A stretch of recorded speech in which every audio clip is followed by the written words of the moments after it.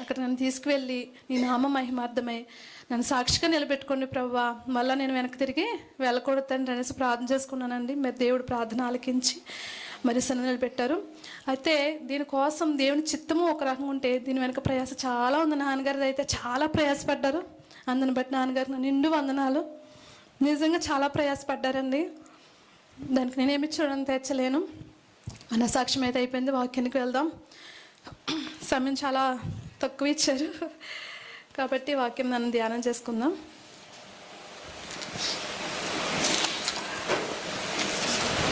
వాక్య అంశం ఏంటంటే, మనం ఏదైనా ఎదుటి వారికి ఒక మేలు చేస్తే దానికి ప్రతిఫలం మనం మేలు చేసిన వారు మనకు తిరిగి మేలు చేసే పరిస్థితుల్లో ఉండకపోవచ్చు. కానీ ఆ ప్రతిఫలం మనం ఎవరి దగ్గర నుంచి పొందుకున్నామంటే దేవాదేవుని దగ్గర నుంచి ఖచ్చితంగా పొందుకుంటాం.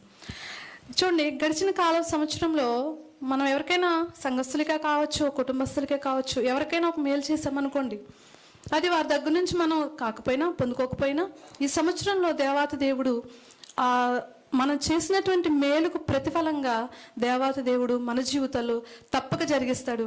ఆయన ఎవరికి అచ్చి ఉండే దేవుడు, అసలు ఎవరికి అచ్చి ఉండే దేవుడు. ఏదైనా అది ఒక సంఘంలోనే కాకపోవచ్చు, కానీ కుటుంబంలో చేసినప్పటికీ కూడా, అంటే రిలేటివ్స్ మన బంధువర్గానికి చేసినప్పటికీ కూడా అది ఆయన గుర్తు చేసుకునే దేవుడు. దేవునికి స్తోత్రం. చూడండి, అది ఉన్నవారైనా లేని వారైనా అది ఎవరికి మనం చేసినప్పటికీ కూడా దానికి ప్రతిఫలం ఆయన దగ్గర నుండి పొందుకున్నాం. ఒకసారి మనం వాక్యం ధ్యానం చేసినట్లయితే సామెతల గ్రంథం 19వ అధ్యాయం 17వ వచనం.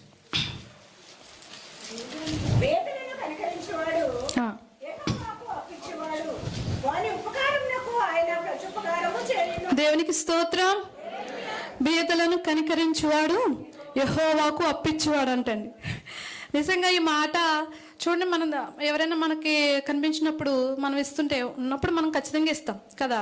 అయితే ఇచ్చింది మనం మర్చిపోతాం కదా. ఎంత ఇచ్చినా వారికి మనం ఎంత ఇచ్చినా సరే మనం మర్చిపోతాం. కానీ ఎవరికి జ్ఞాపకం ఉందంట, తీసుకున్న వారు కూడా ఎంతమంది వారికి ఇస్తూ ఉంటారు కాబట్టి మర్చిపోవచ్చు.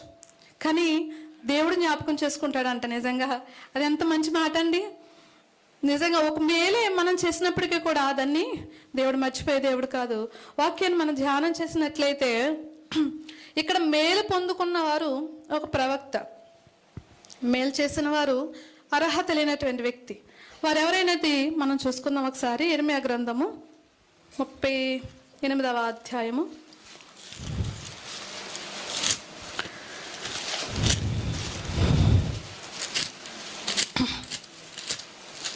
38వ అధ్యాయం మొదటి నుంచి మనం కొన్ని వచనాలు ధ్యానం చేద్దాం. యెహోవా ఎలాగూ సెలవిచ్చుచున్నాడు, ఈ పట్టణంలో నిలిచిన వారు ఖడ్గము చేతనైనను, క్షామము చేతనైనను, తెగులు చేతనైనను చత్తురు గాని కల్దీయుల యొద్దకు బయలు వెళ్ళేవారు బ్రతుకుదురు. దోపుడు సొమ్ము దక్కించుకున్నట్లు తమ ప్రాణం దక్కించుకుని వారు బ్రతుకుదురు. దేవునికి స్తోత్రం. హల్లెలూయా. ఇక్కడ ఇర్మీయా గారు మనందరికీ తెలుసు, ఆయన చాలా మంచి ప్రవక్త, కన్నీటి ప్రవక్త కదండి. ఆయన జీవితంలో ఆయన పడిన ఆనందం కంటే దుఃఖం చాలా ఎక్కువైంది. అందుకే ఆయన కన్నీటి ప్రవక్త అని బైబిల్ గ్రంథంలో చెప్తూ ఉంటారు. నిజంగా ఎంత పోరాటం అంటే ఆయన జీవితంలో చాలా విపరీతమైన పోరాటం చేశారు. తన జనాంగంతోనే, శత్రువులతో కాదు కదండి. ఇశ్రాయేల్ జనాంగంతోనే ఆయన మాటలు చెప్తూ ఉంటే వారు వినేవారు కాదు. ఏంటి అని అంటే, మీ ప్రవర్తన మార్చుకున్నప్పుడు దేవుడు ఒకవేళ కనికరించి మీరు బబులోను దేశానికి వెళ్లకుండా ఆయన దాచి కాపాడతారు, మీరు నా మాట వినండి అని అన్నారు. అయితే వారు వినలేదు. ఇప్పుడు ఆయన చెప్తూ ఉన్నారు ఏంటంటే, మీరు ఆ దేశానికి, కల్దీయుల దేశానికి వెళ్తే మీరు క్షేమం. లేదు మేము ఐగుప్తుకు వెళ్తాం, మేము ఇక్కడే ఉంటామని అనుకుంటే అది మంచిది కాదు అని చెప్పారు. ఆ మాట అక్కడ ఉన్నటువంటి కొంతమంది అధికారులకి నచ్చలేదు. ఎవరికండి? అధికారులకు నచ్చల. అంటే లోబడి ఉన్న వాళ్ళకి, లేని వారికి, తగ్గింతో ఉన్న వారికి కాదు, అధికారులు అనబడేటటువంటి వారికి నచ్చలేదు. వారికి ఏంటంటే ప్రెస్టేజేషన్ కదండి, చాలా వీడు చెప్పడం ఏంటి అని. కానీ ఆయన చాలా మంచి ప్రవక్త, నచ్చలేదండి. నచ్చకపోయేసరికి చూడండి 3వ వచనంలో, మత్తాను కుమారుడైన షఫట్యాను, పశువుల కుమారుడైన గెదల్యాయను, షెలెమ్య కుమారుడైన యోకులను, మల్కియా కుమారుడైన పశువును వినిరి గనుక ఆ ప్రధానులు రాజుతో మనవి చేసినదేమనగా, ఈ మనుష్యుడు ఈ ప్రజలకు నష్టం కోరువాడే కాని క్షేమం కోరువాడు కాడు. ఇట్టి సమాచారం వారికి ప్రకటన చేయటం వలన ఈ పట్టణంలో నిలిచిన యోధుల చేతులను, ప్రజలందరి చేతులను బలహీనం చేయుచున్నాడు.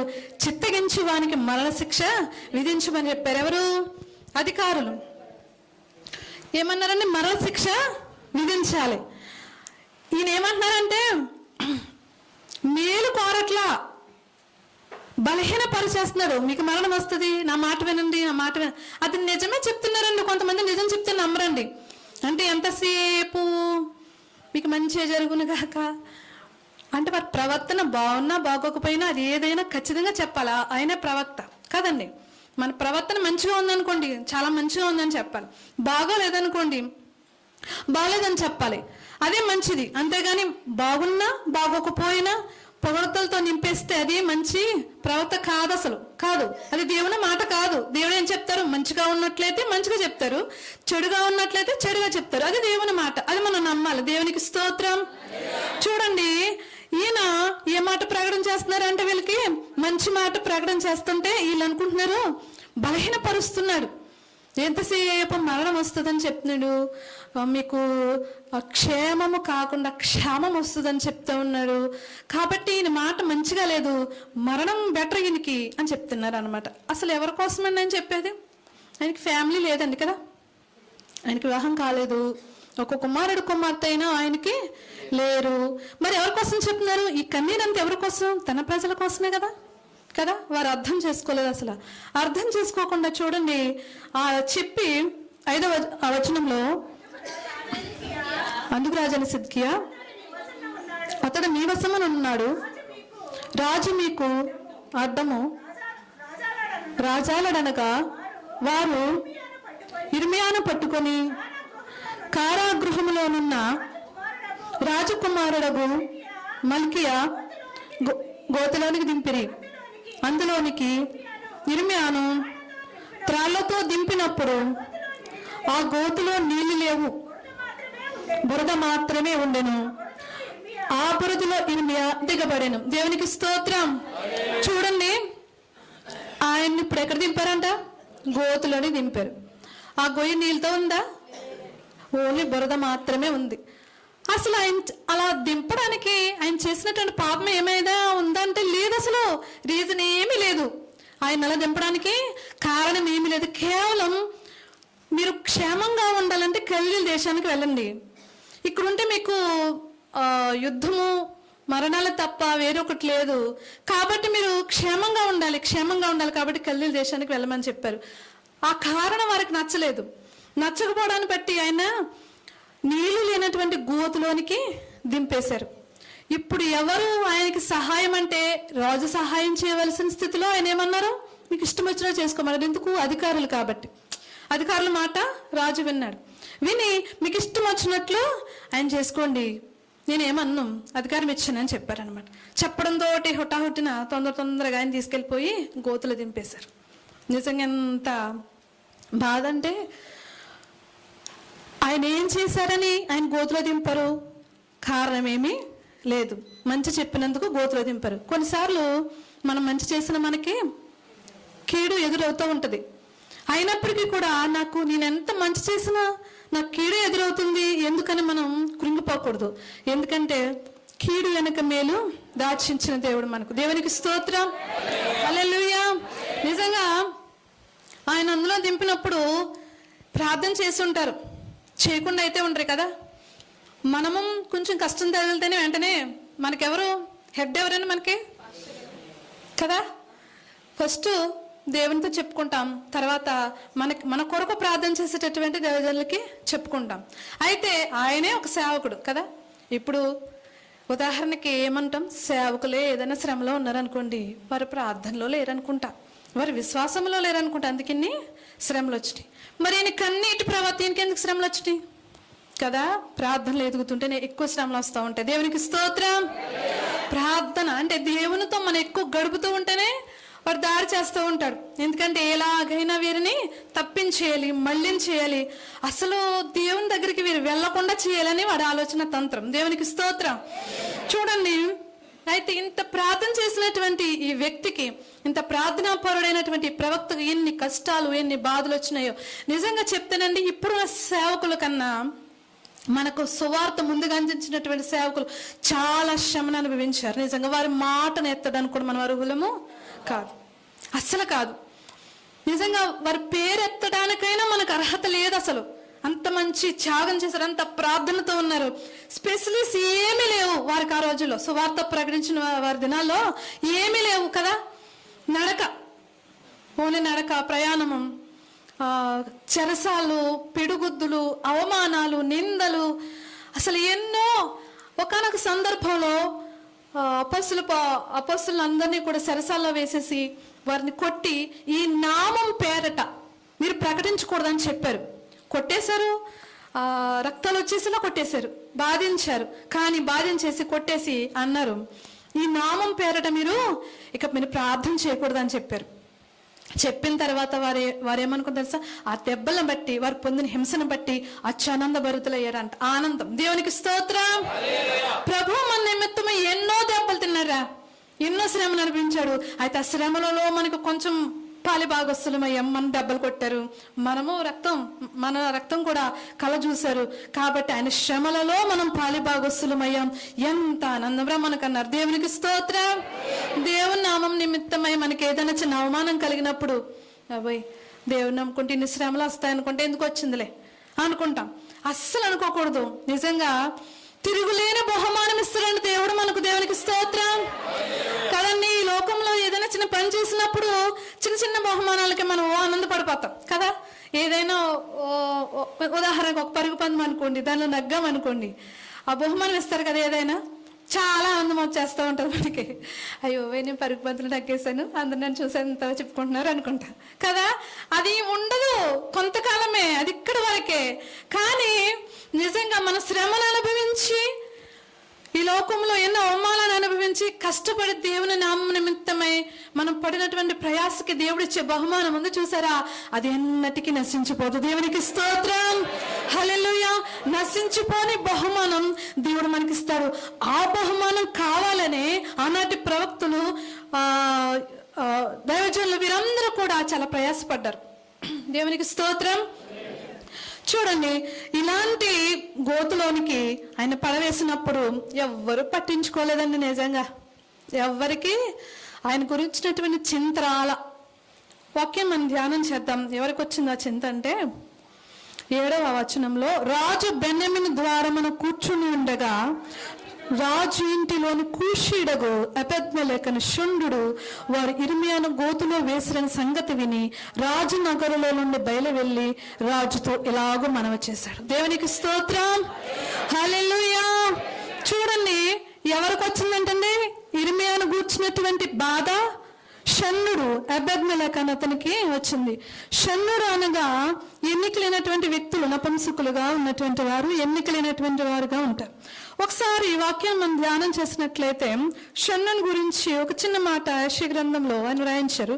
56వ అధ్యాయం, యెషయా గ్రంథం 56వ అధ్యాయం.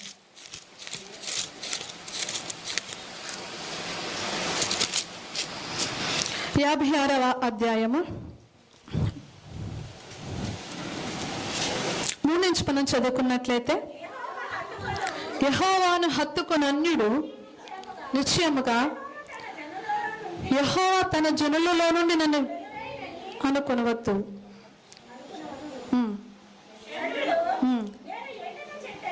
అనుకోవద్దు.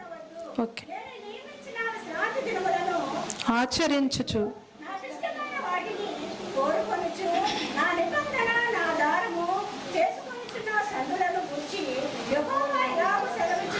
దేవునికి స్తోత్రం. హల్లెలూయా.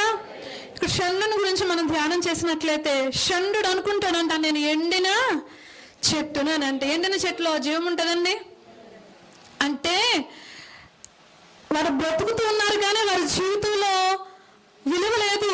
అందుకనే నేను ఎండిన చెట్టు లాంటి వాడని, చాలా మంది కుటుంబాల్లో స్త్రీలైనా పురుషులైనా విలువ ఇవ్వవలసిన సమయంలో విలువ ఇవ్వలేదనుకోండి. ఫ్యామిలీ మెంబర్స్ అంటే ఒక తల్లి ఉంది, ఆయన భర్తే కావచ్చు, వారి పిల్లలే కావచ్చు, వారి కుటుంబ సభ్యులే కావచ్చు, ఎవరైనా ఆమెకి విలువలు ఇవ్వలేదు అనుకోండి. ఉదాహరణకి ఎంత బాధగా ఉంటుందండి. స్త్రీ కష్టపడుతూనే ఉంటుంది కదా, తన ఫ్యామిలీ మెంబర్స్ కోసం ఆలోచన చేస్తూనే ఉంటుంది. అలాగే భర్తగా ఉన్నటువంటి యజమానుడు కూడా సేమ్ అలాగే ఆలోచన చేస్తూ ఉంటారు. వారెంత కష్టపడినా వారి జీవితంలో వారి కుటుంబస్తులు విలువనివ్వలేదనుకోండి, నేను ఎండలు చెట్లు అంటున్నాను అనుకుంటారు కదా. నేను ఎంత కష్టపడినా నాకు విలువ లేదు కాబట్టి ఎందుకు నా బ్రతుకు నేను కష్టపడుతున్నాను, కానీ పెడుతున్నాను బిడ్డలకి, కానీ వారు నాకు విలువనివ్వట్లేదు, ఎందుకు పనికిరాను కదా అని వారు కష్టపడుతూనే ఉంటారు, బాధపడుతూనే ఉంటారు. దేవునికి స్తోత్రం కదండి. వీరి జీవితం అంట ఎండిన చెట్లు లాంటిదంట. అయితే వారి ఫ్యామిలీ మెంబర్స్ ఎవరు పట్టించుకోకపోయినా, వారికి విలువనివ్వకపోయినా దేవుడు ఏమంటున్నాడు చూసారని ఒకసారి వాక్యం ధ్యానం చేసినట్లయితే, వారికి మంచి పేరు పెడతానంటున్నానండి. ఏంటంటే కొడుకులు కూతుళ్ళు అని అనిపించుకున్నట్టు కంటే శ్రేష్టమైన పేరు వారికి పెట్టుచున్నాను. దేవునికి స్తోత్రం హల్లెలూయా. ఈ లోకంలో మనకి ఎవ్వరు విలువిచ్చినా ఇవ్వకపోయినా దేవుడు మనల్ని ఏమంటున్నారండి, కుమారుడు కుమార్తె. సరిపోద్ది కదండి మనకి, ఇంకేదో అవసరం లేదు అసలు. ఈ లోకంలో ఎన్ని లేకపోయినా, మనిషి విలువిచ్చినా విలువ ఇవ్వకపోయినా ఆయన మనల్ని నా కుమార్తె నా కుమారుడు అని పిలిస్తే సరిపోద్ది. హల్లెలూయా. ఇంకా ఈ లోకంలో ఎంతమంది మనకు ఒకవేళ దగ్గర అయ్యి మనల్ని ప్రేమించేసినా దాన్ని మించిందండి. ఏది దేవుడు కుమారుడు కుమార్తె అని పెంచుకునేది చాలా మించినది. మనుషులు ఎంతమంది ప్రేమించినా దేవుడి దగ్గర నుండి వచ్చినటువంటి ఆ మాట కుమారుడా కుమార్తె అనిపించుకున్న మాట చాలా శ్రేష్టమైంది. అది మనకు కావాలి. దేవునికి స్తోత్రం హల్లెలూయా హల్లెలూయా. చూడండి ఇక్కడ సరిగా ఈ వాక్యానికి వెళ్ళిపోదాం మనం. యెరెమీయా గ్రంథంలోనికి వచ్చేయండి. రాజు బెన్యామీను ద్వారమున కూర్చుని ఉండగా రాజు ఇంటిలోని కుషీయుడగు ఎబెద్మెలెకు షండుడు వారు ఇర్మీయా గోతులో వేసిన సంగతి విని రాజు నగరుల నుండి బయలు వెళ్ళి రాజుతో ఆగమనవ చేసెను. రాజా, నా ఏలినవాడ, ఆ గోతులో వేయబడిన ఇర్మీయా ప్రవక్త ఎడల ఈ మనుషులు చేసినది యావత్తు అన్యాయము. అతడున్న చోటును అతడు ఆకలి చేత చచ్చును, పట్టణములోనైనను ఇంకనూ రొట్టెలేమీ లేవని చెప్పాడు. దేవునికి స్తోత్రం హల్లెలూయా. చూడండి, ఈయనేం చెప్తున్నారంటే, అయ్యా ఆ ప్రవక్త ఎడల వారు చేసింది చాలా రాంగ్. అక్కడ కొంతమంది అధికారులు, చాలా మంది ప్రజలు ఉన్నారు, ఎవరిలోనూ ఇంత సాహసం లేదు. ఎండిన చెట్టు లాంటిగా ఉన్నటువంటి ఈయన రాజు ఇంటిలో ఒక మనిషి అండి.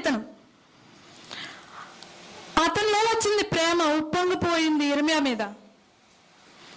ఆయన అంటూ ఉన్నారు, అయ్యా ఇర్మీయా పట్ల వారు చేసింది చాలా రాంగ్ అండి, కరెక్ట్ కాదు అసలు, ఆయన అక్కడ ఆకలితో చనిపోతారు అనేసి ఆయన చెప్తూ ఉన్నప్పుడు ఒక విలువలేనటువంటి వ్యక్తి మాట రాజు వినొచ్చా?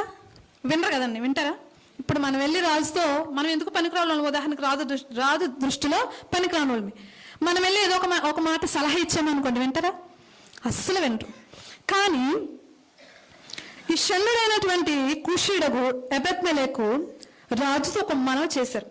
ఏంటంటే ఆ మాట చెప్పారు కదా, అది కరెక్ట్ కాదండి, ఆకలి చేత ఆయన చనిపోతారు, రొట్టెలు కూడా లేవంత కరువు మనం అనుభవిస్తూ ఉన్నాం కదా, ఆయన చనిపోతారు, అది కరెక్ట్ కాదని చెప్పిన వెంటనే చూడండి ఒకసారి వాక్యంలో మనం ధ్యానం చేసినట్లు, అందుకు రాజు నీవు ఎక్కడ నుండి 30 మంది మనుషులను వెంట పెట్టుకుని పోయి ప్రవక్త ఇర్మీయా చావక మునుపు ఆ గోతులో నుండి అతను తీయించుకొని కూషీయుడకు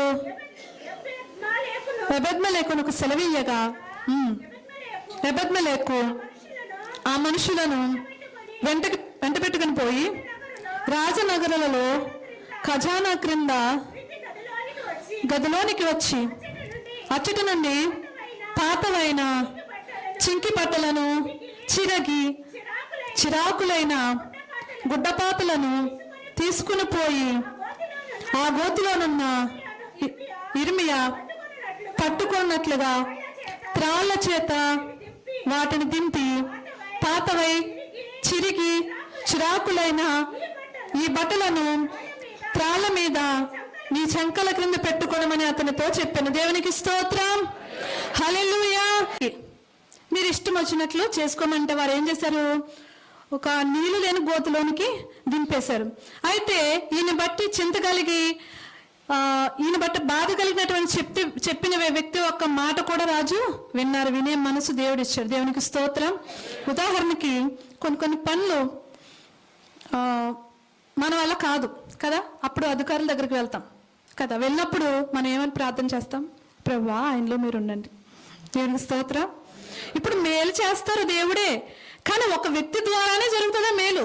మనుషులు చేయాలి ఆ మేలు కదా. అయితే మనం ఏం ప్రార్థన చేస్తాం? ప్రభువా ఆ వ్యక్తిలో మీరు ఉండండి, నా పక్షాన మీరు కార్యం జరిగించండి, మీ నామ మహిమార్థమే జరిగించండి ప్రార్థన చేస్తాం కదా. అయితే చూడండి, ఇప్పుడు షండుడు మాట విన్నారు కదా. ఆ మనసు ఎవరిచ్చారు? రాజుకి దేవుడు ఇచ్చారు కదా. దేవుడు ఇచ్చి నిజంగా ఆయన మాట వినని ఇష్టం 30 మంది మనుషులు నన్ను పెట్టుకుని పోయి ఇర్మియాని త్రాళ్ళ చెద్దింపమంటే గబా గబా ఏం త్రాళ్ళు ఉన్నాయి, ఏం చూసుకోలేం అవన్నీ కాదు, కానీ ఒక ఎప్పుడో ఉండిపోయినటువంటి పాత చిరాకులైనటువంటి గుడ్డపాతలను తీసుకుని ఆయన త్రాళ్ళు చేసి అందించారంట. ఉదాహరణకు అంత దీనస్థితి వచ్చేసిందంటే దైవ సేవలు ఎవరికైనా ఏమని ప్రశ్న చేస్తారు? ప్రభువా ఎంత దీనస్థితి ఇచ్చావు, ఆ గోతులోనే నింపేశావు, ఎందుకో పనికిరాని తాళం నా దగ్గరికి పంపించావు, ఇందుకేనా నన్ను సేవకి ఎన్నుకున్నది, ఇందుకేనా ప్రభువా నేను ప్రతిరోజు కన్నీరు కారుస్తూ ఉన్నది, ఇందుకేనా అని ఎన్నో ప్రశ్నలు తోటాలుగా వేస్తూ ఉంటారు దేవుని మీద కదా. చూడండి, నిజంగా ఒక విషయం మనం ధ్యానం చేసినట్లయితే ప్రతిరోజు ఆయనకి కష్టాలు వస్తూనే ఉన్నాయి. సరసాల తర్వాత ఇంకొక సరసాల అలా మారుస్తూనే ఉన్నారు. కానీ అయినా ఆయనలోనికి ఏ మాత్రము బాధ చింత లేకుండా దేవుని మీద ఆనుకున్నారు. ఎందుకనంటే ప్రతిరోజు ఇర్మియా గారితో దేవుడు మాట్లాడేవాడు. దేవునికి స్తోత్రం, హల్లెలూయా. ఒక సంభాషణ దేవునికి ఆయనకి చాలా గట్టి సంభాషణ ఉండేది. ఉదాహరణకు మన మనుషులతో ఏదైనా బాగా చెప్పుకుంటే తీరిపోయింది అనుకుంటాం, కానీ అస్సలు తీరదు. అదే 1 గంట సేపు దేవుని సన్నిధిలో మోకరించి కన్నీటితో మనం ప్రార్థన చేసినప్పుడు తీరిపోయినట్టే ఉంటది కదా. ఆమేన్, హల్లెలూయా.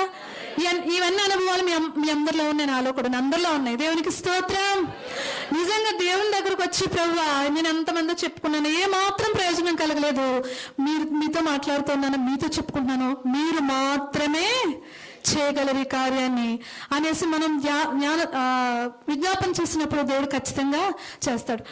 ఇన్ని శ్రమలు వచ్చినా, ఇన్ని బాధలు వచ్చినా ఇర్మియా గారు ఇంతగా కొనసాగిపోవడానికి, ఆయన ఆత్మీయ జీవితంలో ఎదురుకు వెళ్ళడానికి కారణం ఏంటంటే ప్రతిదినము దేవునితో గడిపేవారు, దేవుడు కూడా మాట్లాడేవారు.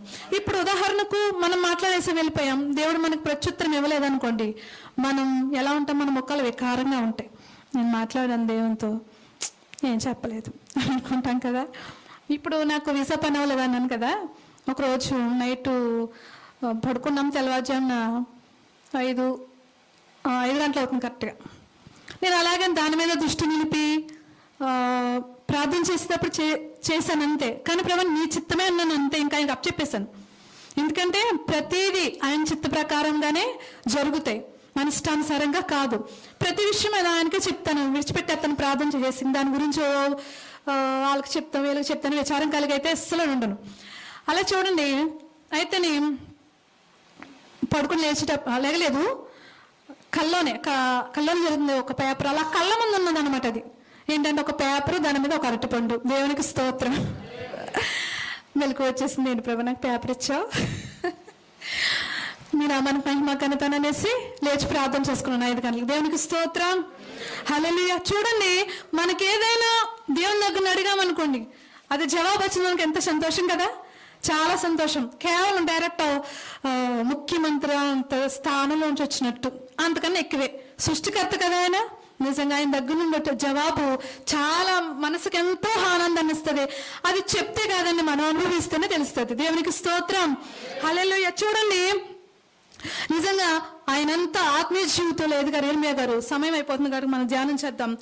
ఇర్మియా 13వ వచనం చూసుకుంటే, ఇర్మియా అలాగు చేయగా వారు ఇర్మియాను తాళలతో చేదుకొని ఆ గోతులో నుండి వెలుపలికి తీసిరి. అప్పుడు ఇర్మియా బందీ గృహశాలలో నివసించను. దేవునికి స్తోత్రం. హల్లెలూయా. రక్షింపబడ్డారండి ఇర్మియా గారు. దేవుని నామానికి మహిమ కలుగును కాక. హల్లెలూయా. ఎన్నో సార్లు ఉన్నారండి గోతులో. నిజంగా చూడండి, ఒక మాట సెలవిచ్చారని నేను వివాహం చేసుకోలేదని చెప్పాను కదా. దేవుడే చెప్పాడండి వివాహం చేసుకోవద్దని. ఎందుకనంటే మరి వివాహం చేసుకోవద్దంటున్నావు కదా ప్రభు, ఎందుకని మనుషులు అడుగుతారు కదా, ఉదాహరణ అడుగుతాం కదా, ఎందుకు ప్రభు చేసుకోవద్దంటున్నావు అని అంటే ఆయన మాట చెప్పారు. రాబోయే రోజుల్లో ఈ దేశానికి ఘోరమైన యుద్ధం జరుగుతుంది. తండ్రులు తల్లులు పిల్లలు ఒకరికొకరికి సంబంధం ఉండదు, వారు మరణిస్తారు, అందుకే నేను వివాహం చేసుకోవద్దని చెప్తున్నాను అన్నారు. దానికి లోపడ్డారండి ఆయన. దేవునికి స్తోత్రం. హల్లెలూయా. అయితే వివాహం చేసుకోవద్దని చెప్పి పొలం కొనుక్కోమన్నారండి ఆయన. దేవుడు ఒక స్థలం కొనుక్కోమని చెప్పారు. ఒక మాట ఆ విషయం జ్ఞాపకం చేసుకుందాం. ఇర్మియా గ్రంథము 32వ అధ్యాయం.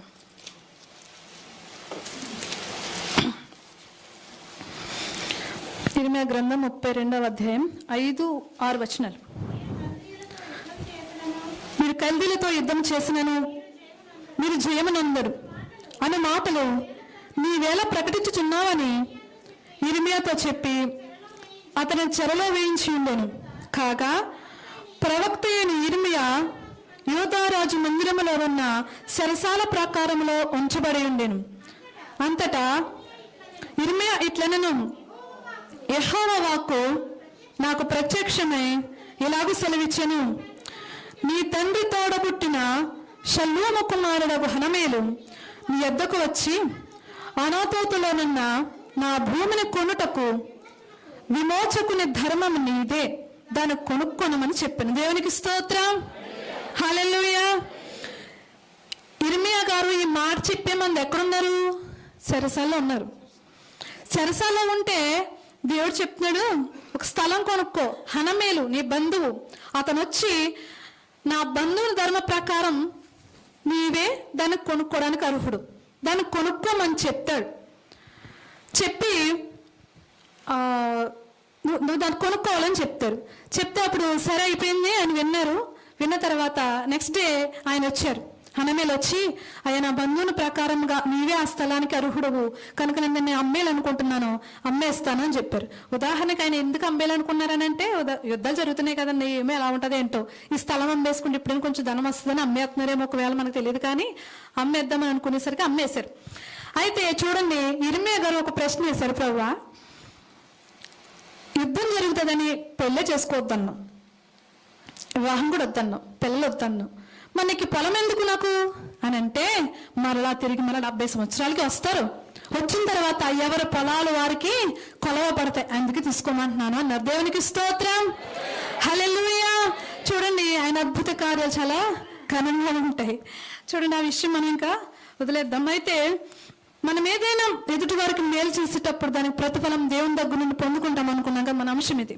చూడండి, ఒకసారి వాక్యం ధ్యానం చేసినట్లయితే, మరి ఎబెద్మెలెకు చాలా మంచి పని చేశారు, చాలా మేలు చేశారు. అయితే మేలు చేసినటువంటి ఆ వ్యక్తికి తిరిగి మేలు చేయడానికి ఇర్మియా గారి దగ్గర ఏమీ లేవు కదండి. ఏమైనా ఉన్నాయా? మేలు చేయడానికి ఆయన దగ్గర ఏమైనా ఉందా? కృతజ్ఞత కలిగి నువ్వు నా జీవితంలో గోతులో ఉండగా నన్ను విడిపించావయ్యా అని ఏదైనా చెప్పడానికి కూడా ఆస్కారం లేదు, కృతజ్ఞత చెప్పుకోవడానికి కూడా లేదు. అలాగని ఏమైనా బహుమానంగా ఏదైనా ఇవ్వడానికి కూడా ఆయన దగ్గర ఏమీ లేదు. అయితే ప్రతిఫలం దేవుని దగ్గర నుండి ఆయన పొందుకుంటారు. దేవునికి స్తోత్రం. హల్లెలూయా. 39వ అధ్యాయము 15వ వచనాన్ని మనం ధ్యానం చేద్దాం. ఇర్మియా బందీగృహశాలలో నుండగా యెహోవా మాట అతనికి ప్రత్యక్షమై ఇలాగు సెలవిచ్చాను, నీవు వెళ్ళి కూషీయుడగు ఎబెద్మెలెకుతో ఇట్లనము, ఇశ్రాయేలు దేవుడును సైన్యములకు అధిపతియునగు యెహోవా ఇలాగు సెలవిచ్చుచున్నాడు, మేలు చేయుటకే కాక కీడు చేయుటకే నేను ఈ పట్టణమును గూర్చి చెప్పిన మాటలు నెరవేర్చుచున్నాను. నీవు చూచుచుండగా ఆ మాటలు ఆ దినమున నెరవేరును. ఆ దినమున నేను నిన్ను విడిపించదను. నీవు భయపడు మనుషుల చేతికి నీవు అప్పగింపబడవని యెహోవా సెలవిచ్చుచున్నాడు. నీవు నన్ను నమ్ముకొంటివి గనుక నిశ్చయముగా నేను నిన్ను తప్పించదను. నీవు ఖడ్గము చేత పడవు, దోపుడు సొమ్ము దక్కించుకున్నట్లు నీ ప్రాణము నీవు దక్కించుకుందువు. ఇదే యెహోవా వాక్కు. దేవునికి స్తోత్రం. ఈ మాట ఎవరి గురించి సెలవీయబడిందండి? ఎబెద్మెలెకు. ఇర్మీయాకు సెలవిచ్చారు, కీడు రప్పించాలని దేశం మీదకి నేను ఉగ్రత రప్పిస్తూ ఉన్నాను. అయితే నిన్ను తప్పించినటువంటి ఎబెద్మెలెకుతో ఈ మాట చెప్పు. నేను తప్పించినటువంటి ఎబెద్మెలెకుతో ఈ మాట చెప్పు. ఏమిటంటే, ఆ దినమున నేను నిన్ను విడిపించదను, నీవు భయపడు మనుషుల చేతికి నీవు అప్పగింపబడవని యెహోవా సెలవిచ్చుచున్నాడు. నీవు నన్ను నమ్ముకొంటివి కనుక నిశ్చయముగా నేను నిన్ను తప్పించదను. నీవు ఖడ్గము చేత పడవు, దోపుడు సొమ్ము దక్కించుకున్నట్లు నీ ప్రాణం నీవు దక్కించుకున్నవు. ఇది యెహోవా వాక్కు. దేవునికి స్తోత్రం. హల్లెలూయా. ఇది సరిపోతుంది కదండి. ఎబెద్మెలెకు ఆయన చేసినటువంటి మేలును బట్టి సరిపోద్ది. ఏంటి, ప్రాణం దక్కించు. అందరూ మరణ పాలవుతూ ఉన్నారు. ఖడ్గం చేత ఒకరు, క్షామం చేత ఒకరు, ఇలా మరణ పాలవుతూ ఉంటే ఆయన చేసినటువంటి మేలును బట్టి ఇంకొకటి ఏంటంటే ఆయన నమ్ముకున్నారంట. ఆయన ఏమని సెలవిస్తూ ఉన్నారు ఇక్కడ? నీవు నన్ను నమ్ముకుంటేవు గనుక. దేవునికి స్తోత్రం. ఆయన మనం నమ్ముకుంటే పరిస్థితులను ఎన్ని ఎదురొచ్చినా మనకి పరిస్థితులు వాటిని తారుమారు చేసి ఆయన మనం నమ్ముకుంటే తప్పించే దేవుడు. దేవునికి స్తోత్రం. ఆయనకు మనం ఏమిచ్చును తీర్చలేమండి. నిజంగా ఏమిచ్చును తీర్చలేం. ఆయన చేసినటువంటి మేలును బట్టి చిన్న చిన్న సాక్ష్యాలు మనం చెప్పుకుంటాం. నాకు సమయం లేక కానీ మనకు సమయం ఎన్ని గంటలైనా చెప్తా ఆయన గురించి. దేవునికి స్తోత్రం. అన్ని అనుభవాలు మన జీవితంలో ఉన్నాయి కదా. అయితే చూడండి, మనం మేలు చేసామే, నేను మేలు పొందుకోలేదని అనుకుంటాం. కానీ నూతన సంవత్సరంలో మేలుకి అనేకమైన రెట్లు దేవుడు మన జీవితంలో మేలు చేసి మనందరి హృదయాలను తృప్తిపరచునుగాక. ఆమేన్. చూడండి, ఎబెద్మెలెకు జీవితంలో మేలు చేసినటువంటి దేవుడు ఆయన చేసినటువంటి వాగ్దానం ఏంటంటే, దోపుడు సొమ్ము దక్కించుకున్నట్లుగా నీ ప్రాణాన్ని దక్కించుకుంటావు.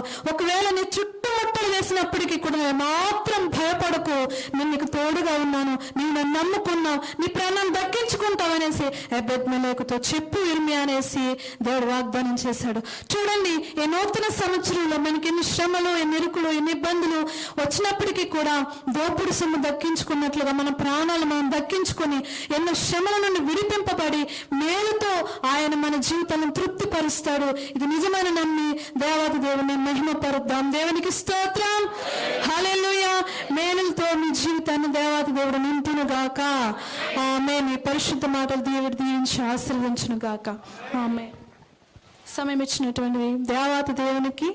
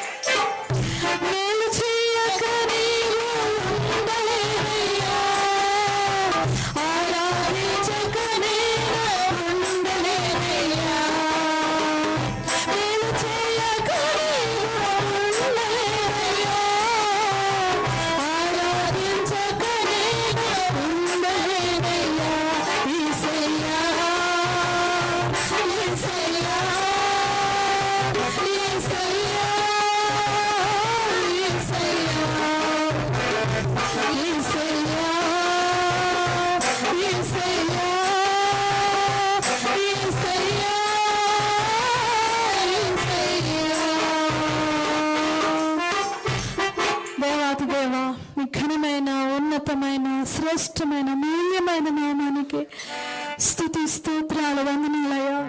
ఇంతవరకు నేను ప్రారంభించింది మొదలుకొని పాటల ద్వారా సాక్ష్యాల ద్వారా ఆరాధనలో మీరు మహిమ పొందుకున్నందుకు స్తోత్రాలు వందనాలు ప్రభువా. అయ్యా ఉత్తపరిగినటువంటి వాక్యాన్ని బట్టి మీకు స్తోత్రాలు వందనాలు తండ్రి.